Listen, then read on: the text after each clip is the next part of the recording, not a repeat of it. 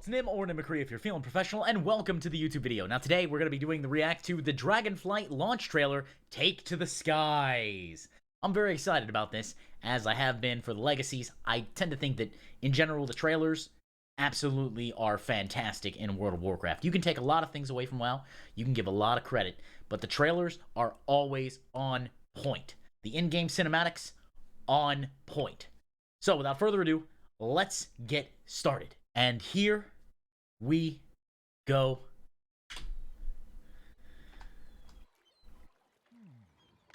Oh, it's a Tuskar!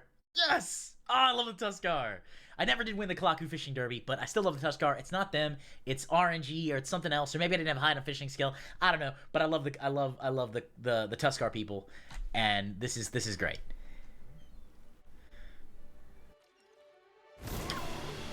Oh, that came out of nowhere. A dwarf! An actual dwarf! Listen, I'm 5'7" in real life. As a short king, I feel a lot of representation in the first, 15 seconds of this trailer?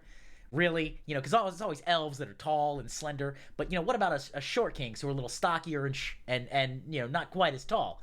Thank you, Dragonflight. Already, 10 out of 10 trailer.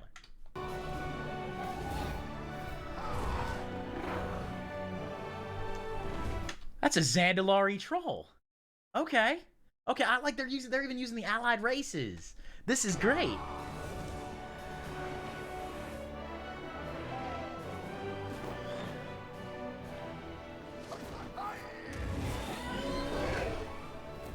It even shows like he's having trouble controlling the dragon mount or the drake mount. Because I think it's a drake, not a dragon, but still, like, that's really cool. That it's showing that he even has trouble these turns.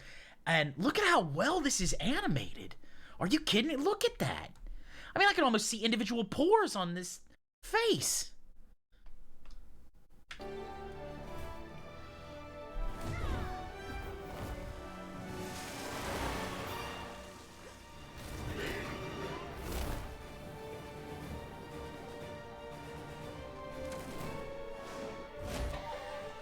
All right, cool. Nobody got hurt. That's great. I'm glad. We don't want to slam the drakes into walls. That's step one. I think is good when it comes to dragon riding. Do not crash into things. Hey, I'm with you.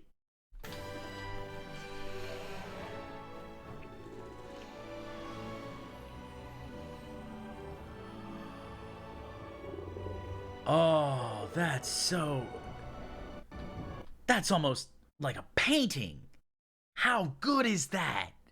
Look at the music and the very serene, kind of slowly building up, and just, yes.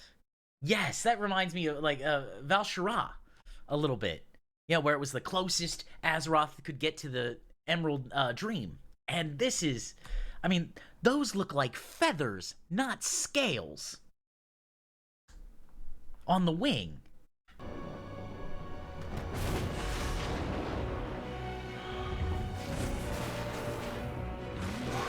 Rastagath.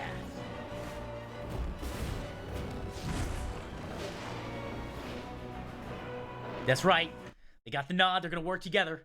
You can do it.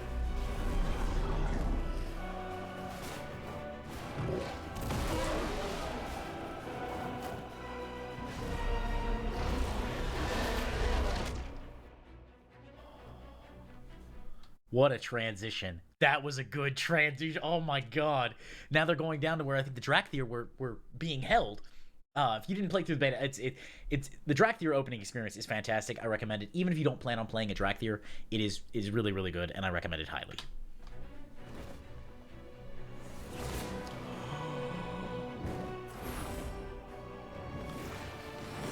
Emberthul!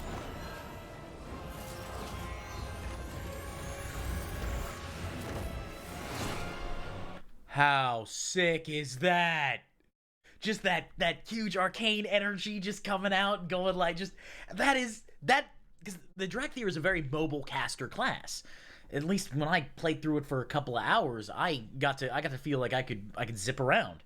And that motion, that fluidity really gives draconic energy. I'm there for this. Oh my god, that's so cool.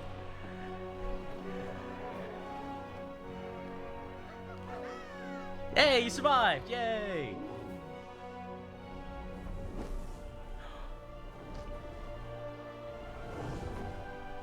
Yeah, that's Alexstrasza. She's just checking in, making sure everything's okay.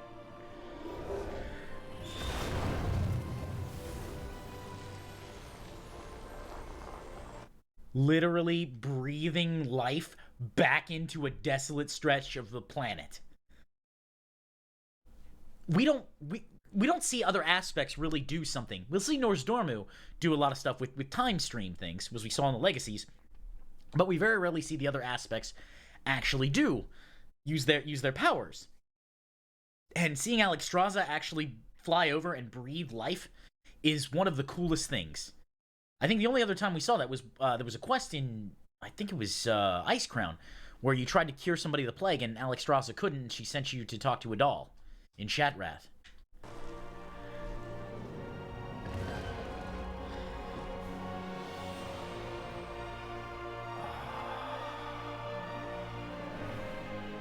So good. Yes. Yes. Oh, it's so good. Wait, is there something afterwards? Okay. Ah, no, just pre-purchase now and all that stuff. Okay, so here's the thing. Let's zoom me up a little bit here while we discuss this. Let's just zoom me up a little bit. Whoop. Okay, there we are. A little bigger now. All right. We got to see, that was amazing, right? That was amazing. How was it on terms of, you know, let's say lore? Well, it's all new area, so you can't really compare it. I will say probably my favorite cinematic of basically all time was Times Change with Gul'dan and Garrosh and Grom Hellscream. You know, they're just like, or Grommash Hellscream. They are just, that was a great one. But this was soaring and sweeping and showed off a brand new area. Rastagath, one of the raid bosses, he's got to be a raid boss. Like, there's no way Rastagath is not a raid boss at some point in this, whether it be, you know, early on or whatever. But he's set up to be this big primal force that we even saw in Legacies that Neltharion had to tap into madness and the old gods to like drag him away, clawing. So he's pissed and he's back, and I'm just, yes, we get to see the big sweeping dragons. You get to see a little bit of camaraderie in the face of greater dangers, which shows that the faction divide is probably not as ingrained as it used to be, and that's a good thing, because over the last few expansions, it's been, we gotta come together. We gotta come together. There's Old God, the Legion, the forces of death. We gotta stop this. And now, going back to where the dragons come from, being like, oh, this is bad. If they're having trouble, they're gonna need help. We gotta work together. And so I'm a big fan of that. And the thing is even though there was not shown off any PvP because it's, you know, story and showing off dragon riding and being very majestic and sweeping and all that, I'm sure there's still gonna be PvP and it's gonna be fine. But I love that. I loved this. And again, I was right. Blizzard absolutely knocks it out of the park. We had Tuskar representation. We had Dwarven representation. We had Zandalari troll representation. Last time we had a really cool troll figure, Zappy Boy. Y'all remember Zappy Boy? Zappy Boy was great. We loved Zappy Boy. We stan a Shaman King.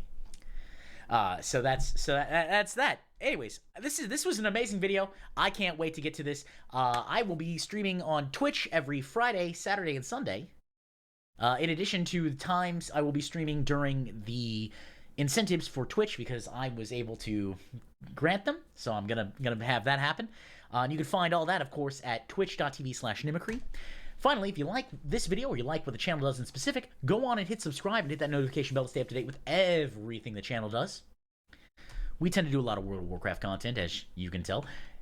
Also, if you want to parse at rank 1, there is the Patreon, and that's patreon.com/Nimicry. There's varying benefits at varying levels. You can find all that out at patreon.com/Nimicry. I don't want to bang on about it.